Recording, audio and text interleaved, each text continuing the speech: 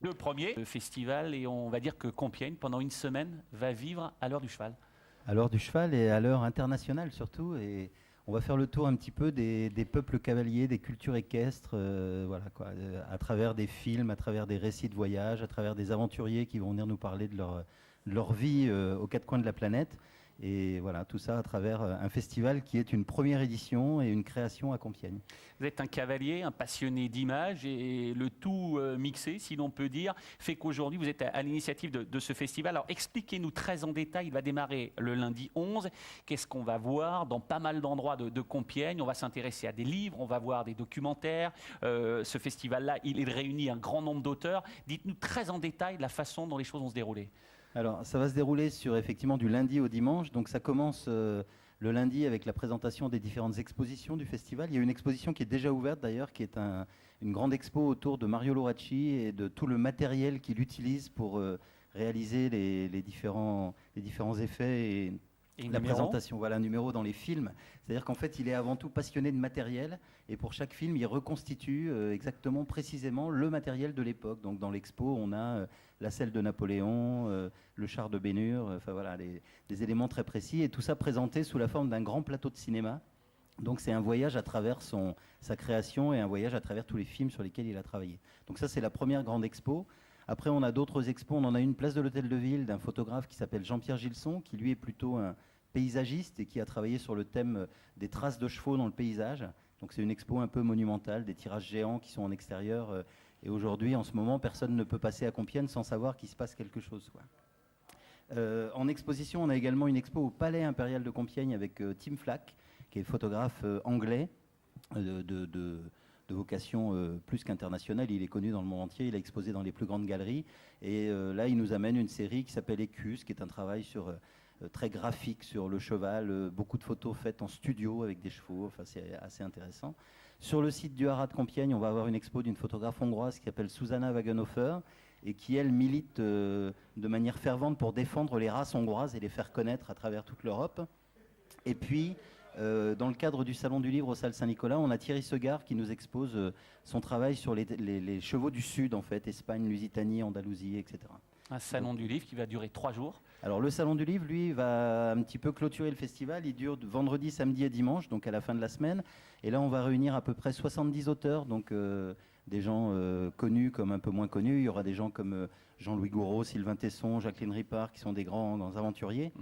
Qui vont venir nous présenter leurs travaux, leurs bouquins.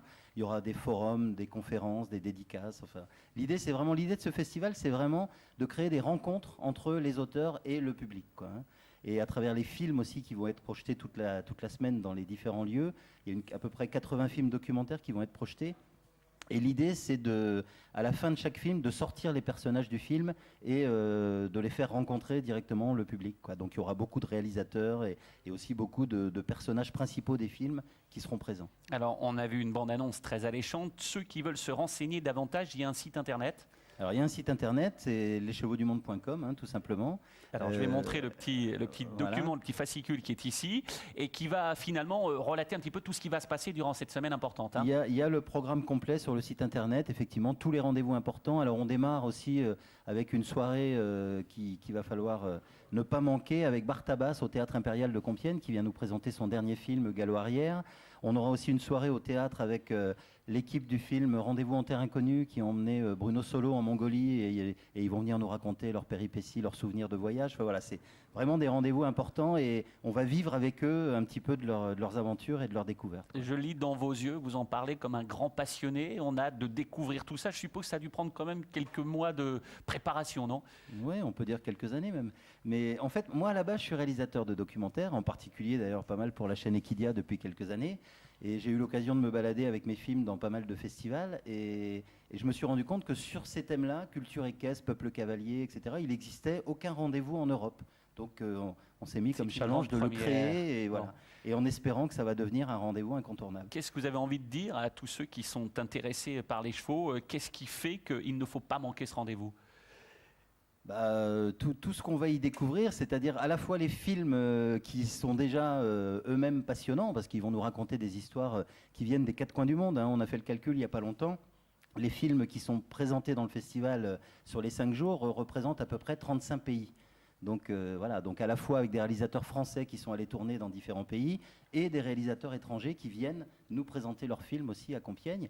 Et puis je crois que le plus intéressant, c'est vraiment le fait de pouvoir rencontrer ces gens-là, discuter, échanger avec eux et voilà, et passer 5 jours à écouter leurs histoires. Vous évoquiez tout à l'heure Bartabas, Mario Luluraci, ce sont des grands en ce qui concerne leur œuvre, leur art, si j'ai envie de dire. Vous parliez éventuellement d'auteurs également. Il y a un petit quelque chose dans toute cette semaine qui vous a ému, profondément touché, peut-être un passage d'un film, un spectacle particulier?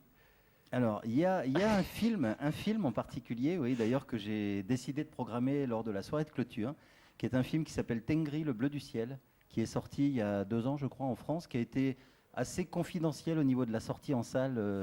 Peu de gens l'ont vu, en fait. Et c'est un film qui est complètement bouleversant, tourné entièrement sur les hauts plateaux, dans les montagnes des Tian Shan au Kyrgyzstan. Une histoire très romantique, mais on vit vraiment avec les nomades kirghizes à cheval en permanence, etc. Et ce film, voilà, moi, il m'a bouleversé et j'ai envie de dire que c'est cadeau, quoi. J'ai envie de l'offrir au public du festival parce que très peu de gens le connaissent. Merci pour ce petit moment de bonheur que vous avez fait partager aux téléspectateurs d'Equidia. Et on espère qu'ils vont répondre nombreux à cette invitation donc, qui démarre dès lundi. Ça démarre dès lundi et ça dure toute la semaine prochaine. Voilà, donc il n'y a pas d'excuse pour ne pas venir. Exactement, en plus il va faire beau. Merci Didier Parmentier. Merci. Tout de suite, on va évoquer le prochain rendez-vous sur l'hippodrome